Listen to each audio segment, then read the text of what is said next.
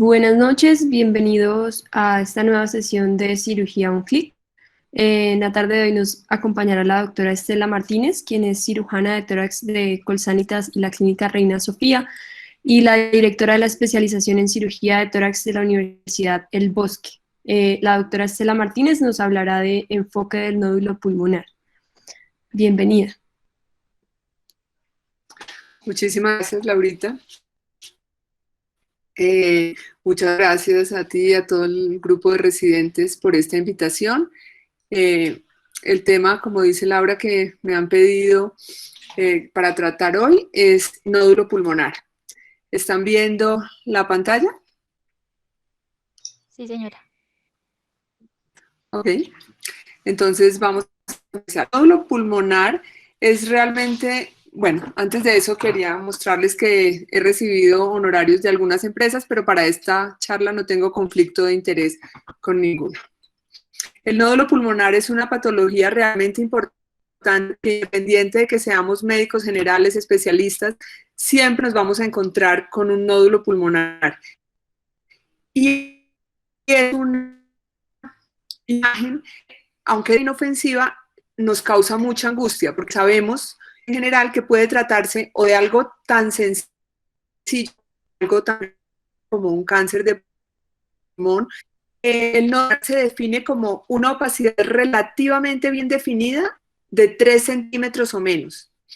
Cuando esa opacidad mide más de 3 centímetros, la llamamos masa. Deja de ser nódulo y se llama masa y tiene unas funciones distintas. Hoy nos vamos a referir exclusivamente al nódulo pulmonar. Pero hoy día sabemos que no todos los nódulos sólidos, y entonces la clasificación actual del nódulo lo divide en sólido o subsólido. El sólido a su vez se subdivide en el que se llama de vidrio esmerilado, es decir, que la opacidad es mucho menos densa. Se ve una opacidad, como pueden ver aquí que señalo con la flecha, pero esa opacidad no alcanza a ser tan densa como para borrar las marcas broncovasculares que normalmente vemos en la ventana para pulmonar. O puede ser esto de parte sólido, donde vemos que hay áreas de vidrio esmerilado, pero hay unas áreas completas de esas cosas. Estos tienen, digamos, una implicación muy importante porque muchos de estos que son parcialmente sólidos son cánceres que están empezando. El nódulo en general, el nódulo pulmonar, es una forma de presentación del cáncer pulmonar y esa es su verdadera importancia.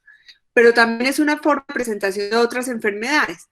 Y es la única forma de presentación del cáncer del cáncer de pulmón cuando está en etapa temprana, porque las demás formas de presentación del cáncer, neumonía, la derrame, síndrome constitucional, dolor torácico, síndrome de vena cava o síndrome craneoplásicos, en general se da cuando el cáncer ya está avanzado. Entonces, por eso es tan importante el nódulo pulmonar, porque con él podemos hacer diagnóstico temprano del cáncer de pulmón. ¿Cómo se encuentra un nódulo pulmonar?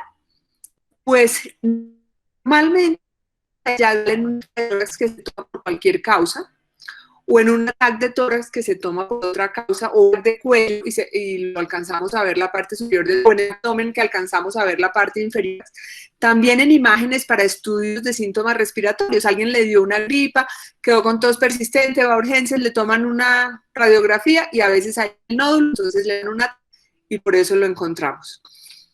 Hoy día, en que tenemos programas de tamizaje en el mundo para cáncer de pulmón, en Colombia realmente no tenemos, pero estamos en vías de implementar, se toman de baja dosis de tórax a pacientes de alto riesgo, es decir, fumadores de cáncer de pulmón, para tratar de buscar nódulos que puedan ser cánceres que están empezando. Y otra forma en que nos los encontramos mucho es cuando hacemos un TAC de seguimiento o un estudio de extensión para otra neoplasia. Y en ese caso siempre el diagnóstico diferencial va a ser o es una metástasis o es un segundo primario. Los nódulos, además de por su densidad, que ya dijimos que son sólidos, subsólidos, se clasifican en bajo, alto y mediano riesgo. Los nódulos de bajo riesgo en general se dan en personas menores de 50 años, no fumadores, El que sean mujeres antes era un factor claro de bajo riesgo, hoy día no, cada vez vemos más cáncer en mujeres. La talla pequeña, sí, en los nódulos sólidos menor de 8 milímetros y en los subsólidos menores de 6 milímetros es un factor de bajo riesgo.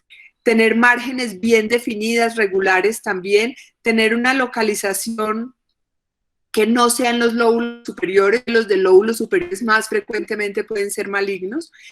Tener calcificaciones con patrón benigno, como que sea homogénea, central, en grano de maíz, pira o concéntrica, todas esas cosas nos ayudan a pensar que ese nódulo es de bajo riesgo, y cuando el nódulo tiene fundamentalmente estas características predominando, la posibilidad de que sea cáncer es menor del 5%, son nódulos que básicamente observamos. Esta, por ejemplo, es la imagen típica. Aquí vemos este nódulo, bordes muy bien definidos. Cuando vamos a la ventana para mediastino, vemos que es muy blanco, tiene la misma densidad que la cortical de la costilla, o sea, es calcio, es un calcio homogéneo, es un patrón benigno de calcificación. Ese nódulo nos deja completamente tranquilos y podríamos inclusive no seguirlo. Luego están los nódulos de alto riesgo, que son en personas mayores de 50 años, fumadores pesados, generalmente tienen una historia de tabaquismo, hombres. Como les digo, el sexo ya no es algo que sea determinante, pero es el género, pues, pero de todas maneras ha sido clásicamente un factor de riesgo. Era más frecuente el cáncer de pulmón en hombres que en mujeres. Entre más grande, por encima de 1 centímetro, más posibilidades tiene que el tumor sea maligno, el que los márgenes lobulados o espiculados, el que se localicen los lóbulos superiores o los nódulos subsólidos que desarrollan componente sólido, como vimos al principio en la clasificación por densidades. Estos, los que tienen estas características predominantemente, tienen mayor de 65% de posibilidades de tener cáncer, y ahí la evaluación histológica es imprescindible. Este, por ejemplo, es un nódulo que claramente tenía muy alto riesgo. Miren los bordes lobulados, los vasos confluyen hacia él, eso es una característica de malignidad también, el tamaño. En un paciente fumador eso prácticamente es un cáncer y debemos hacer el diagnóstico histológico y pasar a tratarlo. Luego queda un gran grupo de nódulos que son los de riesgo intermedio, que son los que tienen características de estos dos grupos anteriores, lo que los hace indeterminados. Pueden tener una calcificación, pero esta ser excéntrica, punteada o inhomogénea, lo cual no es un patrón benigno de calcio. Y en ellos el seguimiento es una opción, pero de acuerdo al riesgo que tenga el paciente, si tiene antecedentes de tabaquismo, si es muy mayor, ese tipo de cosas, pueden requerir diagnóstico histológico, porque el riesgo de que ellos sean un cáncer va entre el 5 y el 65%, o sea, es algo muy inespecífico. Este es un ejemplo. Este nódulo, por ejemplo, parecía de bordes muy bien definidos, pero tenía una cola pleural, que es un signo ahí como que le apunta a uno hacia malignidad, y luego cuando lo vemos en la ventana de mediastino tenía una calcificación, pero la calcificación era excéntrica. Entonces era un nódulo muy indeterminado en el que uno quiere hacer más estudios probablemente para tratar de aclarar mejor su riesgo. En esta diapositiva básicamente les quiero mostrar los diferentes márgenes: el margen completamente liso, bien definido de un nódulo sólido, el borde lobulado y en estas áreas especulado de un nódulo sólido, aquí un borde completamente indefinido de un nódulo en vidrio esmerilado, y aquí un borde completamente bien definido de un borde de un nódulo también en vidrio esmerilado, que tenía una calcificación central, lo cual es un signo que sugiere malignidad en los nódulos, las cavitaciones. Hay densidades que favorecen benignidad. La densidad grasa, por ejemplo, y es muy importante que tengamos en cuenta que densidad grasa es cuando el nódulo nos mide menos de 40 a menos de 400 unidades Hounsfield, porque normalmente los tejidos blandos están alrededor de 20 a 40 unidades Hounsfield positivas, el agua está alrededor de 0 a 10, el aire y la grasa empiezan a tener densidades negativas, la grasa entre menos 4 y menos 400, y el aire puede llegar hasta menos 700. A veces vemos nódulos que tienen áreas que no están tan densas, pero eso puede ser necrosis, y es muy importante hacer la diferenciación entre necrosis y grasa, porque la grasa es una característica de benignidad. En general pueden ser amartomas o lipomas. Claro que el lipoma siempre hay que diferenciarlo de un potencial liposarcoma o un liposarcoma de bajo grado. Cuando se confluyen grasa y calcio, como en este caso, la posibilidad de que sea un amartoma es casi toda. Y lo otro es que el calcio sea la densidad predominante, y entonces ya habíamos hablado de los patrones de calcificación, que puede ser completamente difuso, como en este caso, que es un patrón completamente benigno, o una calcificación central, como en este caso, también completamente benigna, o una densidad, calcificación en grano de maíz, o una concéntrica, como en cebolla, que también son patrones completamente benignos. Hay otros dos tipos de calcificaciones, que son la punteada o inhomogénea, como esta, que es un patrón maligno de calcificación, o las excéntricas, que son muy indeterminadas y también pueden ser malignas. Pero aún así, cualquier tipo de calcificación, aún estas difusas, que son muy benignas, si uno tiene antecedente de tumor óseo maligno, es importante que lo evalúe, porque los tumores óseos malignos pueden dar nódulos calcificados, que son metástasis y que calcifican por venir del hueso. Habíamos hablado de criterios de malignidad y habíamos hablado de los bordes, pero no solo los bordes. Esta convergencia vascular es un signo de malignidad. La presencia de una bronquiolectasia, como en este caso, llegando al nódulo, también es un signo de malignidad. Las pseudocavitaciones, como en este caso, también son signos de malignidad, o las francas cavitaciones, como en este nódulo que ya habíamos visto antes.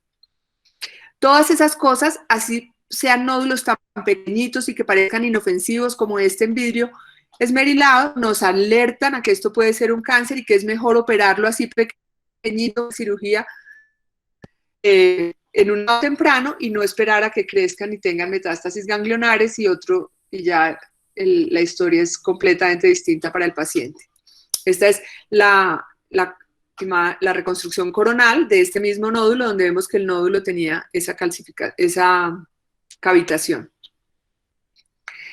Hay otro tipo de nódulos sólidos a los que me quiero referir, que son nódulos no calcificados sólidos, que llamamos nódulos pericisurales, porque están siempre muy pegados a las cisuras, no solo a estas cisuras mayores importantes interlobares, sino también a las cisuras interlobulillares. Suelen tener los bordes lisos muy bien definidos, estar en contacto o en cercanía con las cisuras, tener a veces una fina cola pleural.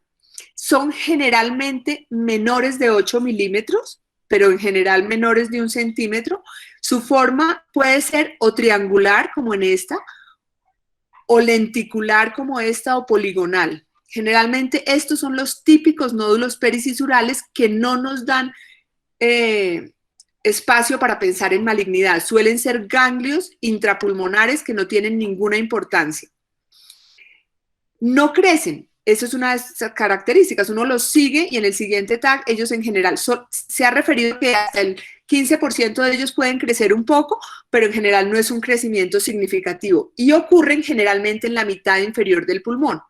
Es muy importante diferenciarlos de los atípicos, que en cambio sí pueden ser malignos, que es cuando la forma no es tan poligonal, cuando no están pegados a las cisuras, y se ve lenticular, pero no tienen su conexión con las cisuras, y en estos, que aunque estén vecinos a las cisuras, son muy redondeados o espiculados, y simplemente puede ser un cáncer de localización cerca a la cisura. Entonces, no todo nódulo que esté pegado a la cisura es benigno, pero si tiene estas características y es menor de 8 milímetros o menor de 1 centímetro, lo consideramos que puede ser pericisural.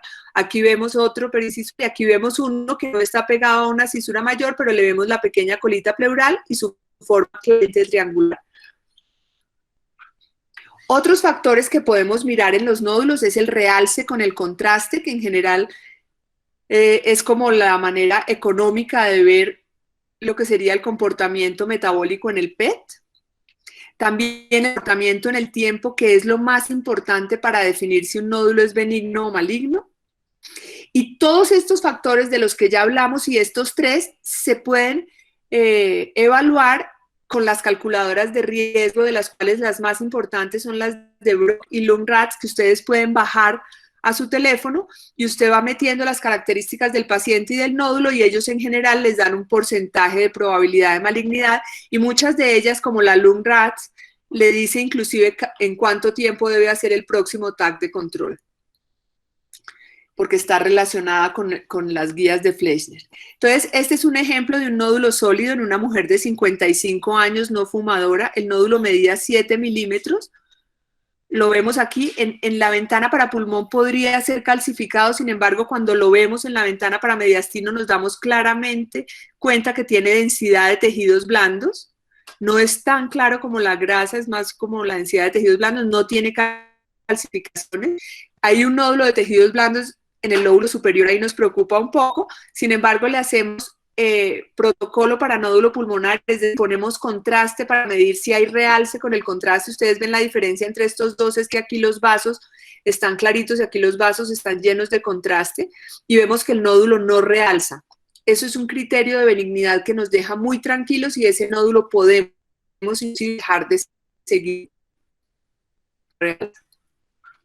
Este era un nódulo muy parecido al anterior, solo que estaba ahí más arriba en el lóbulo superior, pero los bordes muy definidos, densidad de tejidos blandos, mire, muy parecida a la del músculo. Sin embargo, el paciente era un exfumador con un IPA de 25, lo cual, y era un paciente mayor, nos daba algo de susto, lóbulo superior derecho, ese es un sitio muy frecuente de cáncer de pulmón. Hicimos un PET, en ese caso ya en esta época disponíamos de PET, y vemos el hipermetabolismo del nódulo. Eso nos habla de que es un nódulo de alto riesgo y es un nódulo que debe tener diagnóstico histológico, así se vea tan inofensivo como esto, que medía menos de 1 centímetro o alrededor de 1 centímetro. Hay otros nódulos que son todavía más inofensivos, como este. Este, por ejemplo, era un paciente que le hacían TAC de seguimiento frecuentemente porque le controlaban un cáncer de colon operado en el 2011. Era un señor de 65 años que nunca había fumado y en ese TAC de tórax de seguimiento empezaron a ver que este vasito acá parecía un poco espelucado, no le pusieron mucha atención en marzo del 12, luego le toman un TAC en el 2013 y aquí se ve un poco más espelucado, parecía como vidrio esmerilado. En el 2016 ya vemos aquí como más borroso esto, vemos aquí un área de vidrio esmerilado clara, y en el 2017, en marzo, esto es mucho más claro, que aquí hay un nódulo en vidrio esmerilado alrededor de ese vaso. Y ya en septiembre de 2017, cuando me llegó a mí, no había duda de que aquí había un nódulo en vidrio esmerilado. Probablemente si yo comparo este con este, la diferencia no va a ser de más de 2 milímetros si tenga dudas sobre si creció o no, pero lo importante es que uno debe comparar siempre con el primer TAC.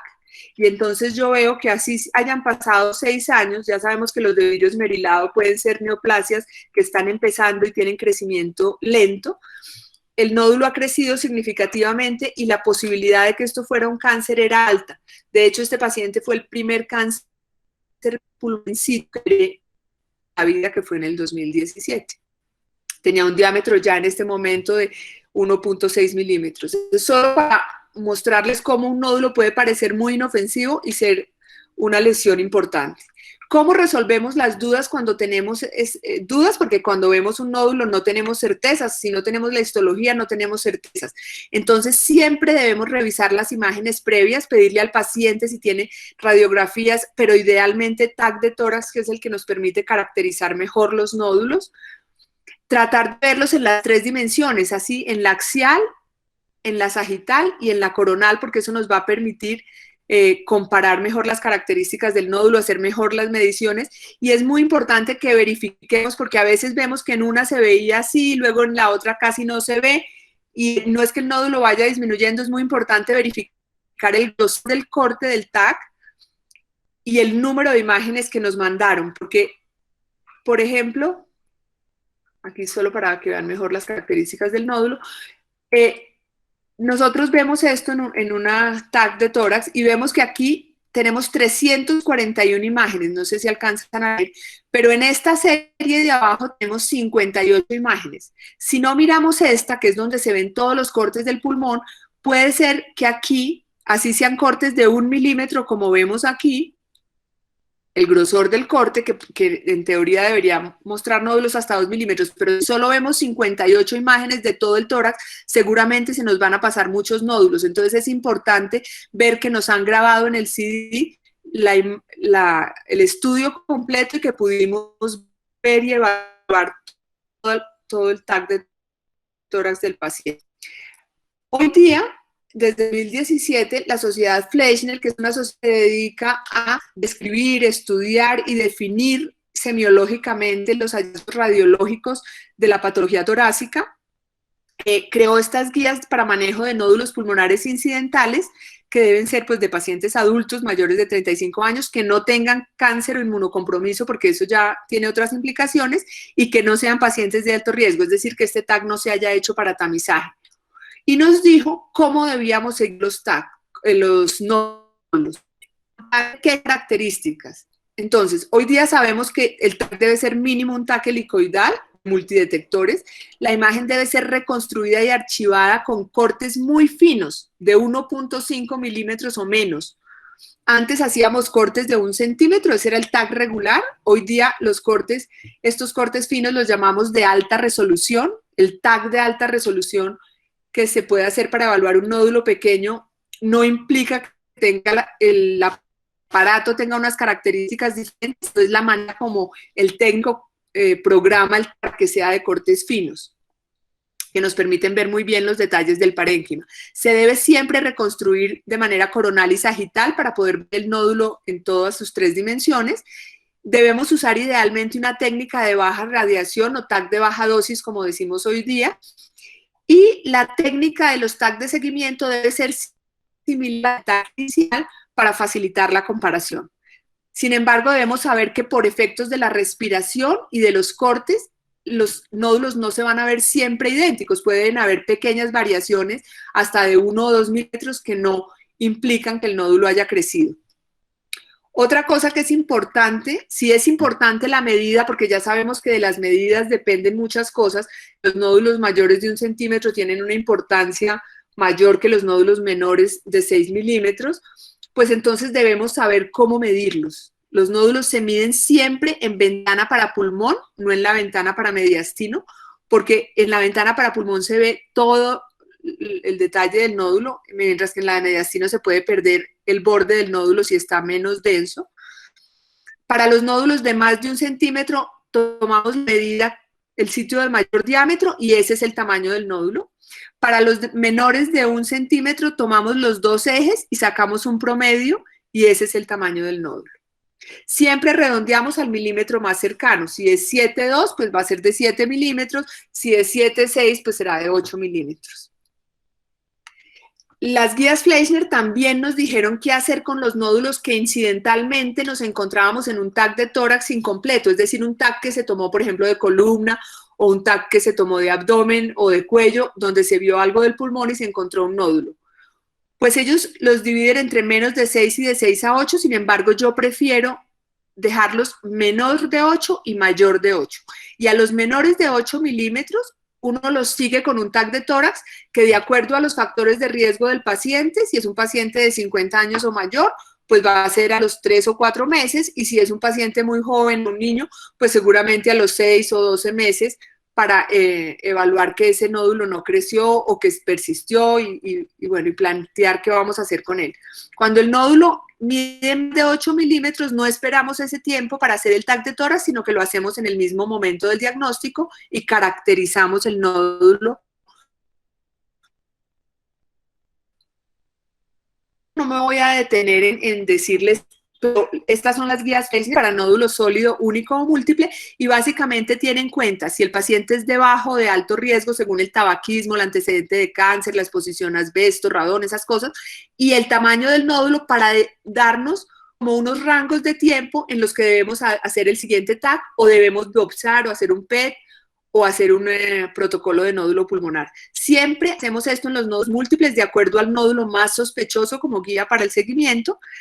Y hay que saber que cuando no hay un primario conocido, es decir, cuando no hay antecedente de cáncer, cuando encontramos más de 4 nódulos, la posibilidad de que esos sean benignos es mucho mayor. Cuando hay antecedente de cáncer, no, porque podrían ser metástasis. Este es un ejemplo solamente para ilustrar un nódulo sólido con un poquito de vidrio esmeril alrededor, pero es predominantemente sólido, un hombre de 74 años, con un IPA de 15 años. Hasta hace 20 años el nódulo era grande, 2.5 centímetros, muy espiculado, de bordes muy mal definidos. Ese nódulo yo lo quería biopsiar. Retraía la pleura aquí en la cisura mayor, lo cual también es un signo de malignidad. Y entonces, el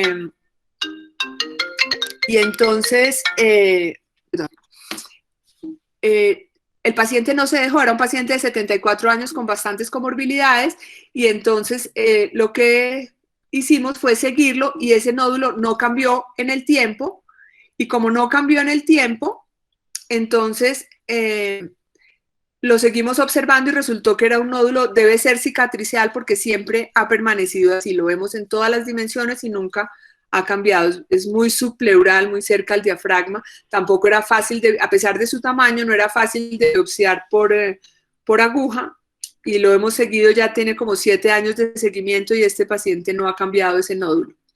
Este es otro caso de una señora de 80 años que le tomaron esta radiografía de columna dorsal por un dolor dorsal. Nunca había fumado, tenía una hipertensión controlada, y en ese TAC de columna vemos este nódulo. Lo vieron ellos, pero no le dieron importancia a pesar de que tenía este signo del bronquiolo.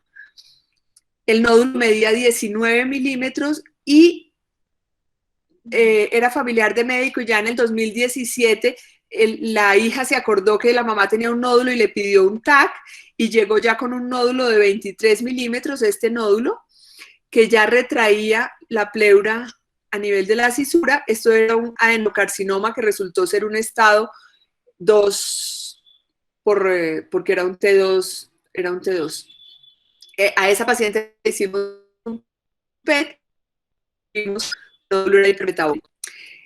La Sociedad Fleischner también dio guías para el nódulo subsólido, y ahí no se basa tanto en las características del paciente como en las características del nódulo, si es vidrio esmerilado puro, si es plenamente sólido, o si es múltiple, y los tamaños para definir también los tiempos de seguimiento. Entonces esas son cosas que nos ayudan, y como les digo, en la calculadora de LUMRATS está asociada a las guías de Fleischner, y entonces nos da esos datos si uno no lo sabe.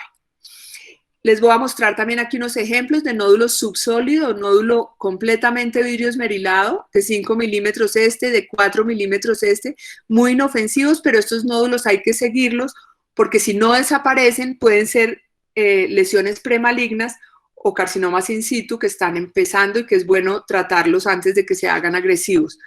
Estos mayor de 10 milímetros con mayor razón son este que tiene cavitación. Ustedes ya saben, cavitación es un signo de malignidad.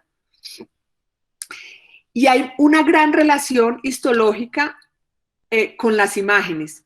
Y esto lo podemos ver en este cuadro, donde vemos que los nódulos que son principalmente vidrio esmerilado son o lesiones premalignas como la hiperplasia adenomatosa típica o adenocarcinomas in situ, que cuando empieza la parte sólida, pero es menos de 5 milímetros, generalmente son adenocarcinomas mínimamente invasivos, y que en la medida en que la parte sólida aumenta, pues el riesgo de que sean tumores más invasivos y más agresivos aumenta. Todos estos nódulos que nos parece que pueden ser malignos y que tienen un riesgo alto deben tener evaluación histológica que puede ser realizada o por broncoscopia, que puede ser sola o guiada ya sea por fluoroscopia o por ultrasonido o por navegación electromagnética que no tenemos en el país, o puede hacerse por biopsia percutánea o una resección o biopsia quirúrgica, que generalmente es una resección en cuña. La broncoscopia puede ser tan sensible como 88% en muy buenas manos y con métodos de localización como el ultrasonido o la fluoroscopia, pero puede ser tan baja como 34% en nódulos pequeños y si no usamos métodos de localización. La biopsia percutánea es muy buena y tiene una sensibilidad de 90% si los nódulos son mayores de 2 centímetros. Estos métodos menos invasivos son mejores entre más grande sea el nódulo, y la biopsia quirúrgica pues sí la podemos usar para nódulos menores. El reto a veces es la localización. Lo que yo quiero decir con esto es que es muy importante que sepan que las biopsias con aguja o con broncoscopia que salen negativas, pero que no nos dan un diagnóstico, sino dicen pulmón sano y no dicen nada más, eso se deben considerar no conclusivas y no excluyen malignidad, aún en nódulos sólidos. Y les voy a mostrar este ejemplo tan dramático para que esto no se les olvide. Esta paciente tenía, este era un paciente hombre, tenía este nódulo aquí detrás del hilio pulmonar. En el noviembre del 2014, al internista que lo vio no le llamó la atención. Cuando, como seguía con tos, lo mandaron al neumólogo que le pidió este PET y vio que el nódulo tenía un discreto hipermetabolismo, pero que había un ganglio hipermetabólico en el hilio. Entonces lo mandó biopsiar. La biopsia percutánea resultó negativa para malignidad, que es como la reportan, no le hicieron diagnóstico de nada. El neumólogo y el paciente se quedaron tranquilos y el paciente llega después en noviembre de 2017 con esta masa que ya tiene nódulos satélites, que tenía ganglios a ambos lados del mediastino, que ya tiene unos nodulitos aquí mínimos, engrosamiento de las cisuras por el compromiso pleural, y ya era un estado 4 con un pronóstico completamente distinto a lo que hubiera sido tratarlo en este momento. El diagnóstico histológico, como les digo, se puede lograr con biopsias tan pequeñas como estas, que son las que se hacen transbronquiales, pero que pueden mostrar toda esta área de pulmón, o con las percutáneas que nos dan estas imágenes, estos cilindros que permiten hacer muy buen diagnóstico, o con las cuñas que hacemos en cirugía, donde resecamos completamente el nódulo y obviamente el patólogo tiene para hacer diagnóstico. ¿Cómo elegir cuál biopsiar? Pues básicamente tenemos que evaluar la lesión más sospechosa por imágenes, considerar el tamaño, porque sabemos que las menos invasivas como las punciones percutáneas o las broncoscopias van mejor en los nódulos más grandes, mirar la localización y la relación con la vía aérea y con la pleura, porque si están al final de un bronquio o tienen broncograma adentro, seguramente la broncoscopia es un buen sistema, o si están debajo de la pleura, la biopsia percutánea o la cirugía probablemente sean mejor sistema. También es importante ver el riesgo de complicaciones del enfermo. Si es un paciente enfisematoso, a veces las biopsias percutáneas les dan más miedo porque pueden hacer más neumotórax. La disponibilidad de los expertos y de los equipos en el hospital o en el área donde trabajemos es muy importante. Si nosotros tenemos unos broncoscopistas muy buenos, probablemente la mayoría de biopsias se harán por vía broncoscópica. Si en cambio lo que tenemos es un cirujano de tórax en nuestro hospital, seguramente muchas se harán por vía quirúrgica. Pero si tenemos un radiólogo intervencionista, también la mayoría se harán por ese método, porque realmente los tres métodos pueden acceder a casi cualquier sitio, solo que hay localizaciones que favorecen un método u otro. Cuando usamos la broncoscopia, quiero recordarles que las biopsias bronquiales son las que biopsiamos lesiones o nódulos que están dentro del bronquio, y los que no están dentro del bronquio, sino más periféricos, pero que vemos el broncograma, hacemos una biopsia transbronquial, que lo que se hace es acuñar el broncoscopio y de manera ciega meter la pinza de biopsia por el bronquio segmentario donde creemos que está el nódulo, y eso se puede mejorar el rendimiento si lo guiamos con una fluoroscopia o con navegación electromagnética. Lo ideal es que el broncoscopista sea un broncoscopista intervencionista para que nos tomen por lo menos 3 biopsias, pero lo ideal es 10, porque ustedes ya saben los tamaños tan pequeños que toman esas biopsias transbronquiales. Para las biopsias percutáneas también es ideal que los nódulos sean menores de 2 centímetros, aunque tenemos radiólogos muy hábiles que lesiones inclusive menores de 1 centímetro pueden hacer diagnóstico. Deben usar aguja cortante, no se justifica hoy día usar ACAF, aguja fina. Al menos 2 buenos cilindros deben tener, lo ideal es tener 3 o más, y es clave tener un radiólogo intervencionista que además nos muestre cómo la biopsia, que nos, digamos, certifique con una buena imagen que la aguja está dentro de la lesión. Estas son las biopsias que obtenemos. Y finalmente, la mínimamente invasiva o por toracoscopia, que generalmente es una resección en cuña, pero también podemos hacer un TrueCut guiado por toracoscopia. La podemos hacer con o sin marcación, dependiendo del tamaño. Por ejemplo, esta lesión pequeña que estaba aquí un poco medial, preferimos marcarla, pero esta periférica subpleural grande, pues solamente la podemos tocar con el dedo y hacer la cuña. En este caso la marcamos con un coil. Ustedes pueden ver ahí el resortico que puso el radiólogo, y cuando hacemos la cuña, habíamos palpado el coil y vemos aquí la lesión, que ese fue el carcinoma in situ que les había mostrado el señor del colon. Esta, por ejemplo, es solo para que practiquemos.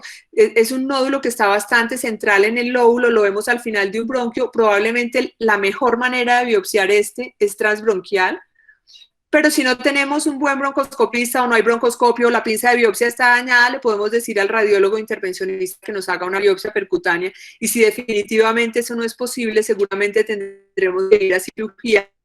Pero, por ejemplo, este nódulo central, probablemente nos toque hacer una lobectomía para poder sacar este nódulo, por lo cual siempre preferimos, antes de hacer una lobectomía, tener un diagnóstico histológico por una manera menos invasiva.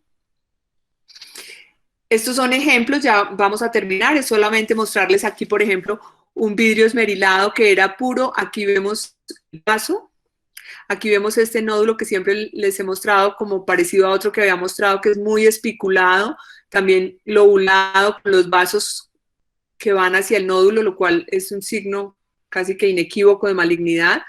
Este nódulo que de bordes muy bien definidos, pero con una calcificación ahí excéntrica, y este que es para mostrarles que uno puede tener piojos y pulgas, como digo yo. Tenía un nódulo sólido de bordes muy bien definidos que parecía benigno, pero había aquí algo en vidrio esmerilado con una pseudocavitación que parecía maligno.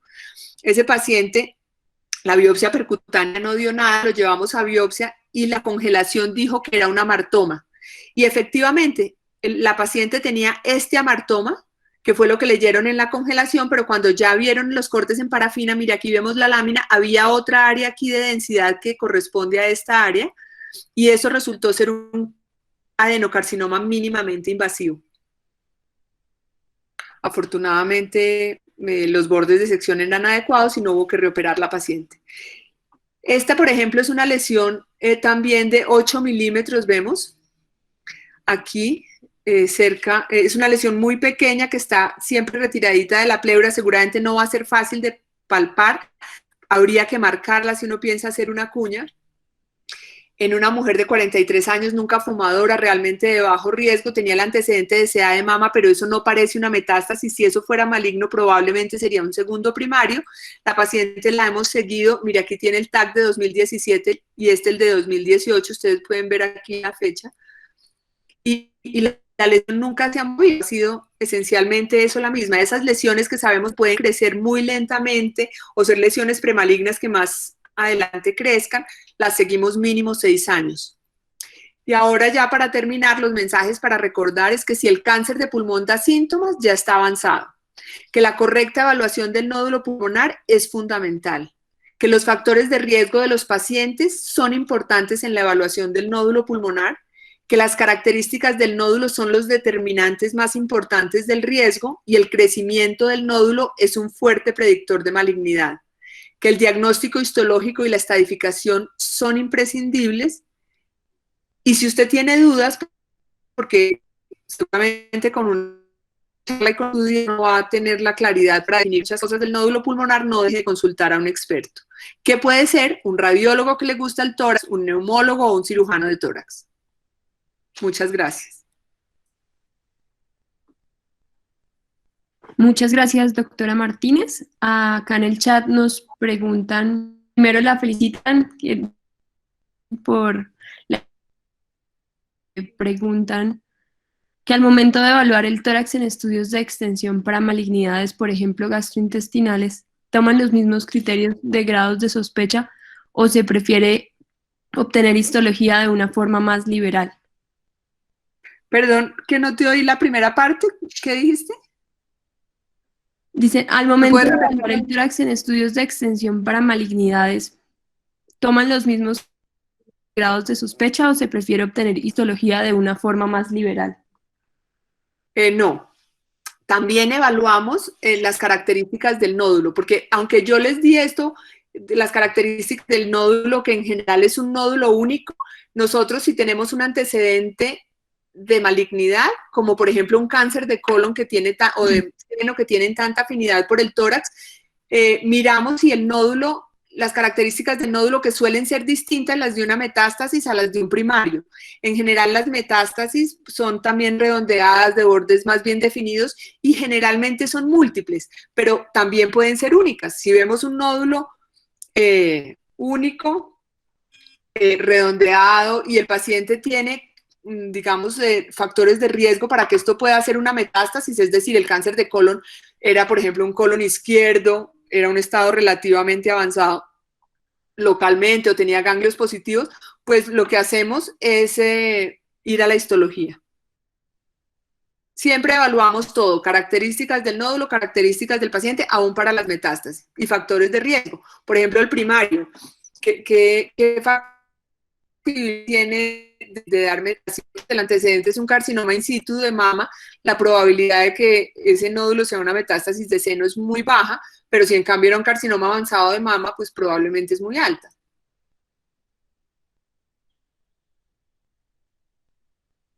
Nos preguntan también, en caso de subsólidos subcentimétricos con primario conocido extrapulmonar, ¿cada cuánto se debe hacer seguimiento? Igual, si es subcentimétrico y es un vidrio esmerilado, por ejemplo, puro, depende del tamaño, pero si son, ya dijimos, si es menos de 6 milímetros, uno puede hacerlo cada año, pero si está por encima de 6 milímetros, yo prefiero hacerlo cada 8 meses, y si ya llevo 2 años siguiéndolo cada 8 meses, entonces me paso a cada año. En la medida en que va pasando el tiempo y el nódulo va estando estable, puedo ir ampliando los rangos de seguimiento. En general, no sigo un nódulo subsólido menor de 1 centímetro con un TAC de menos de 4 meses. O sea, en pacientes de alto riesgo de nódulo sólido o subsólido, de 1 centímetro o más, lo hago a los 4 meses. La literatura dice cada 3 meses, es decir, 4 TACs al año. Yo cambié y lo hago personalmente cada 4 meses porque creo que no le aumenta riesgo al paciente y le evito un TAC al año por tema de costos y de facilidad para el paciente. Pero si es vidrio esmerilado, puedo ser más laxa y hacerlo cada 6, cada 8 meses, dependiendo de los factores de riesgo.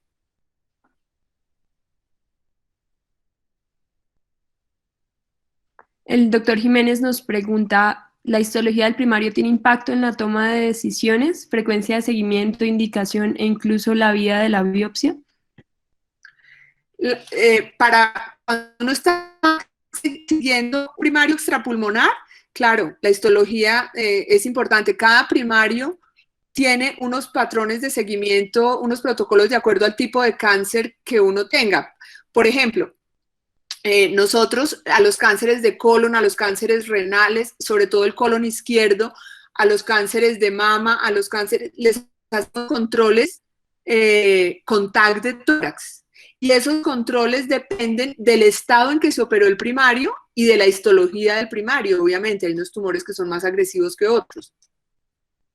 Y hay otros tumores a los que, francamente, no les hacemos TAC de tórax para el seguimiento. Por ejemplo, no sé, un escamocelular de piel. No le hacemos. O un escamocelular de cabeza y cuello. No necesariamente le hacemos en cada seguimiento del cáncer de cabeza y cuello un TAC de tórax. Pero en cambio, a un cáncer de colon izquierdo, sí. Nos preguntan si se puede considerar como paciente de alto riesgo. ¿Cómo? Es que fue la voz un poco. Nos preguntan que si el antecedente familiar de cáncer de pulmón se puede considerar como paciente de alto riesgo. Sí, eso en sí mismo digamos que no hay tanta evidencia, pero cada vez más nosotros lo consideramos como un factor de riesgo. No está tan claro como para el cáncer de mama o para el cáncer de colon, pero es una de las cosas que nosotros investigamos y hoy día se considera un factor de riesgo tener familiar de primer grado con cáncer de pulmón.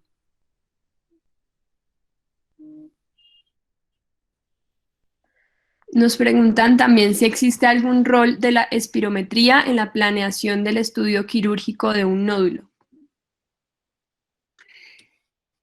Sí, cada vez que vamos a operar el pulmón y vamos a resecar, así sea una pequeña parte del pulmón, es importante conocer la función pulmonar.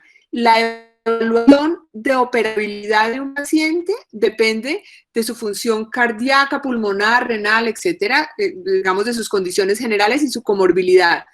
Y la resecabilidad y lo que uno planee que va a resecar, seguramente si voy a resecar un nódulo periférico de 1 centímetro, probablemente no tenga que tener una espirometría necesariamente en un paciente que tiene función pulmonar normal. Pero si yo pienso que eventualmente ese nódulo va a ser positivo y puedo necesitar una lobectomía, por ejemplo, ese paciente debe tener la función estudiada no solo con una espirometría, sino con una difusión de CO, de monóxido de carbono. Yo quería decirles también que la histología, que cuando uno dice cáncer de pulmón, no está hablando de una sola enfermedad.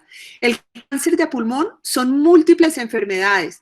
Entre otras, tenemos una gran división que ustedes conocen, que es el de pequeña célula, que es un cáncer que es de tratamiento casi siempre médico, oncológico, con quimioterapia, porque suele ser sistémico, y el de no célula pequeña.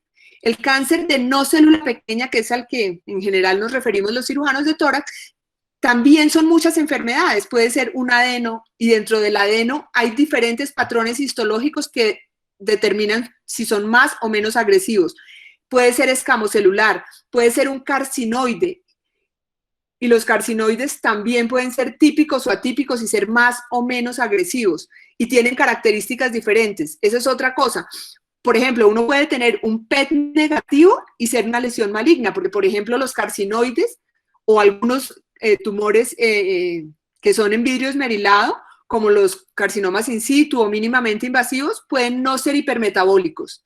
Y también tenemos lesiones hipermetabólicas que pueden ser inflamatorias y no ser cáncer. O sea, ninguna prueba de estas es 100%. Lo que realmente al final nos dice es la histología.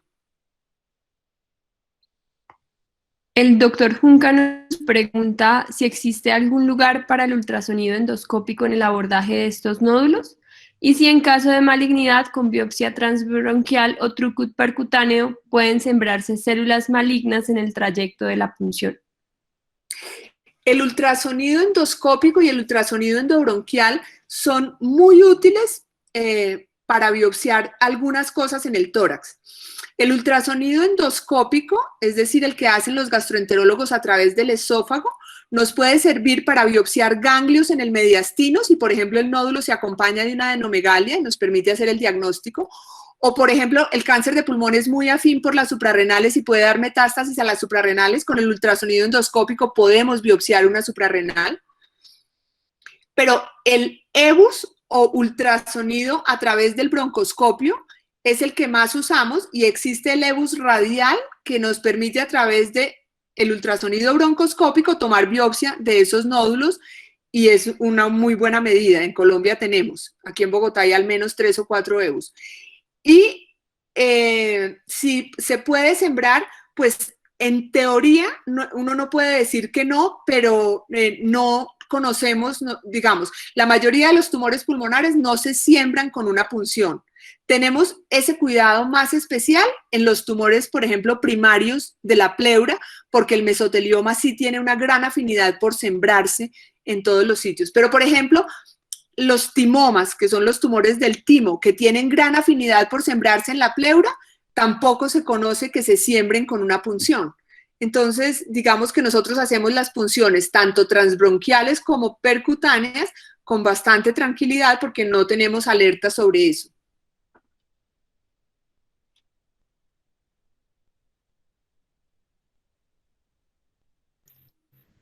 Nos preguntan también si la localización del nódulo central o periférico tiene alguna relación con malignidad.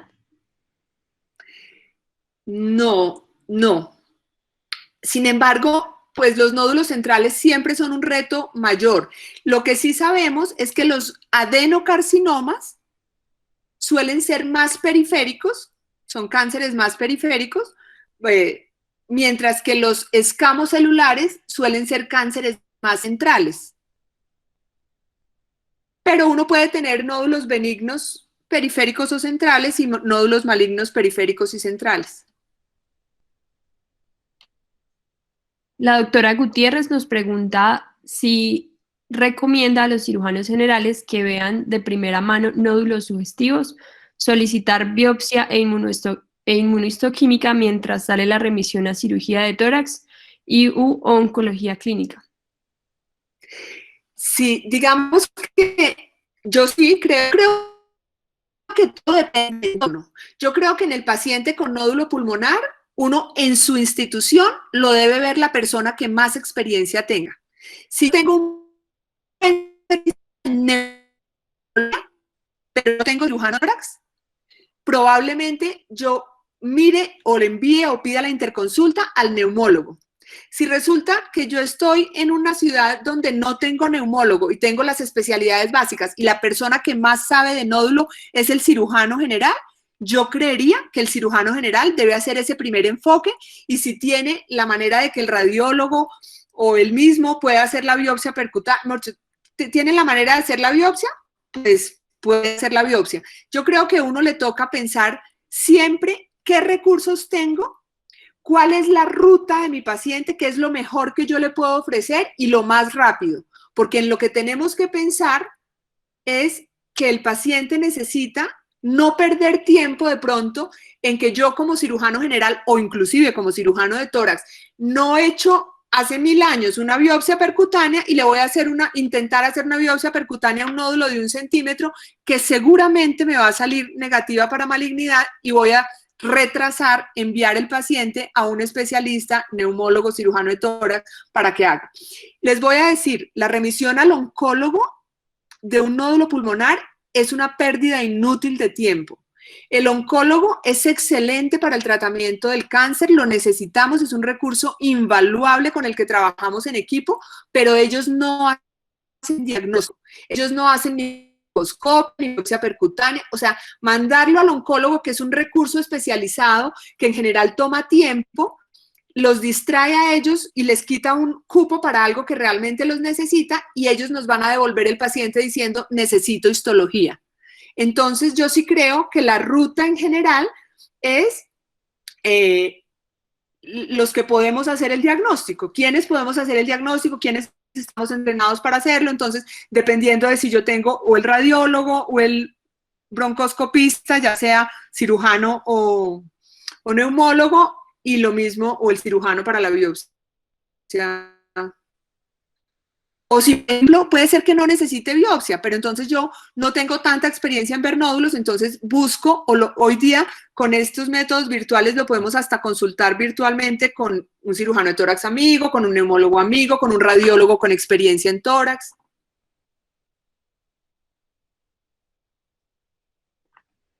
El doctor Buscar lo mejor.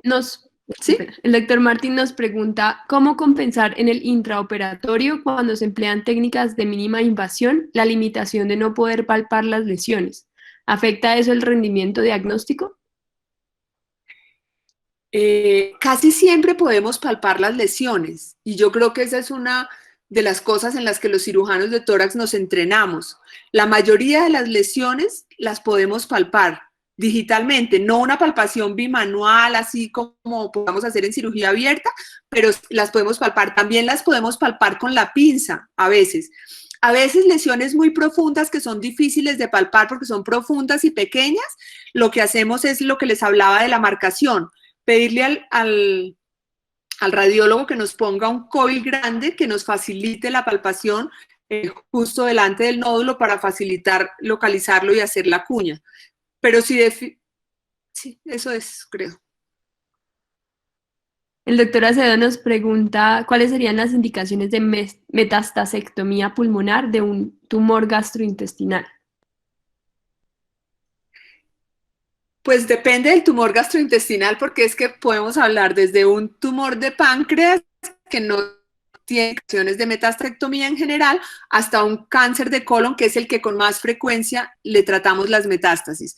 La indicación básicamente para el cáncer de colon es que el primario esté controlado o sea controlable, que podamos hacer una cirugía completa de las metástasis y que el paciente tolere ese procedimiento.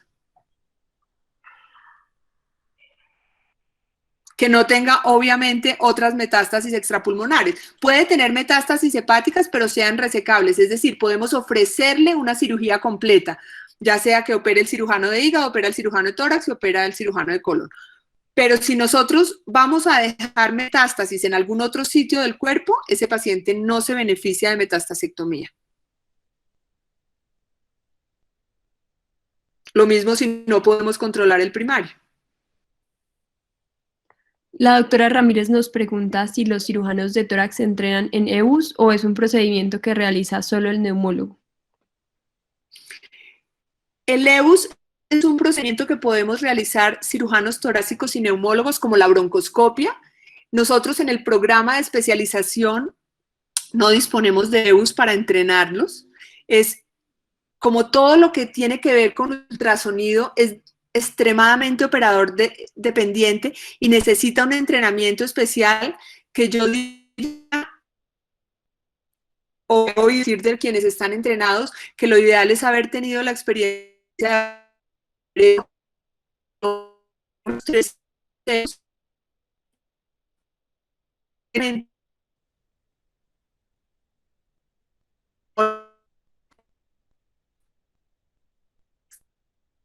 de alto volumen, volver a hacer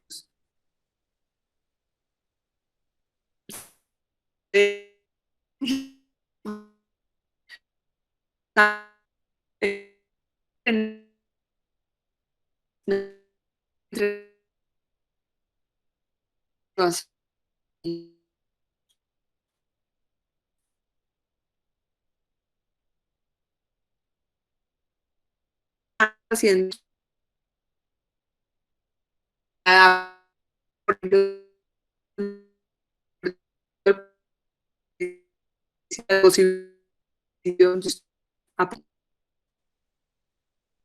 que es muy costoso.